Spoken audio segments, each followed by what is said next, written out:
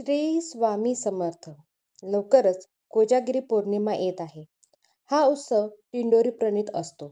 म्हणजेच केंद्रामध्ये सुद्धा हा उत्सव केला जातो. आपण केंद्राच्या माहितीनुसार या उत्सवाची संपूर्ण माहिती, पूजाविधी, कसे करावे, काय करावे हे सर्व जाणून घेणार आहोत. यानंतर आपण शेवटी लक्ष्मी प्राप्तीसाठी कोजागिरी पौर्णिमेला कोणते उपाय करावे हे देखील जाणून घेणार आहोत. चला तर मग व्हिडिओला सुरुवात करूया. शरद पौर्णिमेची रात्र, चंद्राची रात्र ही सर्वांना आनंद देते. आश्विन शुद्ध पौर्णिमा म्हणजेच कोजागिरी पौर्णिमा. अशा या रात्री शारदाच्या चांदण्यात जे लोक आनंदात रमत खेळत जागरण करतात त्यांच्यावर देव प्रसन्न होतात असा समज आहे आणि हा समज अगदी खरा आहे. चंद्राच्या उजेडात आपण दूध आटवणे, बासुंदी करणे, देवाची पूजा करणे, लक्ष्मी प्राप्तीचे मंत्र म्हणणे आणि काही उपाय करणे. या दिवशी चंद्र आकाशामध्ये 16 कलागुणांनी तृप्त असतो. त्यामुळे या दिवशी हे सर्व उपाय नक्कीच करावेत. या दिवशी माता लक्ष्मीचा जन्म झालेला आहे. त्यामुळे या दिवशी माता लक्ष्मीची जास्तीत जास्त सेवा करावी.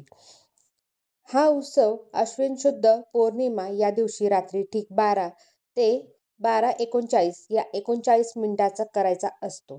भगवान इंद्र, लक्ष्मी, कुबेर, चंद्र यांची वर्षातून सेवा करण्याची हीच एकमेव अशी वेळ असते.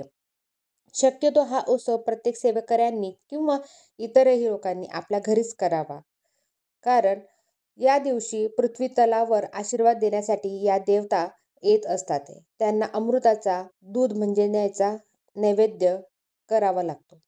आता आपण जाणून घेणार आहोत पूजा मांडणी. मांडणी करताना पाटावर किंवा चौरंगावर एक सफेद कापड टाकावा. लक्ष्मीचे प्रतीक म्हणून विड्याचे जोड पानावर श्री गुरुपीठातील सिद्ध केलेले श्रीयंत्र ठेवावे किंवा तुम्ही इतर कोणतेही श्रीयंत्र ठेवू शकता आणि तेही उपलब्ध नसेल तर तुम्ही त्या ठिकाणी सुपारी ठेवू शकता. दुसऱ्या जोडपानावरती कुबेराचे प्रतीक म्हणून श्री लक्ष्मी कुबेर यंत्र ठेवावे आणि तेही उपलब्ध नसेल तर त्या ठिकाणी सुपारी ठेवावी. तांदळाच्या राशीवर पाण्याने भरलेला तांब्याचा तांबा किंवा गडवा, त्यात आंब्याचे डहळे ठेवावे. हे इंद्राचे प्रतीक असते. आंब्याची पाने न करता डायरेक्ट डहाळा ठेवावा. आंब्याचा जो शेंडा तोडलेला असतो तो ठेवावा. चंद्राचे प्रतीक म्हणून चंद्राचा भरीव गोल बनवावा. म्हणजेच आपण पांढऱ्या रंगाचा असा भरीव गोल करावा. अशी मांडणी ठीक रात्री 12 वाजेपर्यंत करून ठेवावी. 12 नंतर नाही, 12 वाजेच्या आत करून ठेवावी. रात्री ठीक 12 वाजेपासून ते 12:30 या 30 मिनिटात दुधाचे भांडे चंद्रकिरणामध्ये ठेवावे. जेणेकरून चंद्रदेवता शलका रूपात अमृताचा प्रसाद देतात. रात्री खीर आटवून ठेवावी व 12 ते 12:30 या मिनिटांमध्ये चंद्राच्या प्रकाशात गच्चीवर, गॅलरीमध्ये जेथे चंद्राचा उजेड येईल अशा ठिकाणी ठेवावी. 12:30 वाजता पूजेचा ताटासमोर पाण्याने भरीव चौकोन मंडल करून त्यावर दुधाचे भांडे ठेवून चारही देवांची हळदी, कुंकू, पांढरी फुले, अक्षता, अष्टगंध वाहून पूजा करावी. दुपारीच तुळशीपत्र तोडून ठेवावे. त्यात एक तुळशीपत्र टाकावे व नैवेद्य दाखवावा व खालील प्रार्थना करावी. ऋण रोगादि दारिद्र्यम अपमृत्यू भय शोक मनस्ताप नाशंतु मम सर्वदा. दुधाचा नैवेद्य फक्त घरातील व्यक्तींनीच खावा, इतरांना वाटू नये. जर पूजनासाठी सुपारीचा वापर केला असेल तर याच सुपाऱ्या दरवर्षी जपून ठेवाव्यात आणि दर कोजागिरी पौर्णिमेस किंवा लक्ष्मीपूजनाच्या दिवशी यांची पूजा करावी. 12 ते 12:30 या काळामध्ये लक्ष्मी प्राप्तीची सेवा करावी. ती कोणती सेवा करायची ते जाणून घेऊयात. लक्ष्मी प्राप्तीच्या सेवेसाठी आपल्याला खालील मंत्र, सूक्त असे वाचायचे आहेत.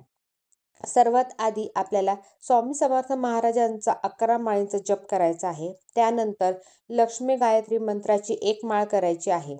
श्री विष्णू गायत्री मंत्राची 1 माळ करायची आहे. श्री कुबेर मंत्राची 1 माळ करायची आहे. 16 वेळा श्रीसूक्त म्हणायचे आहे.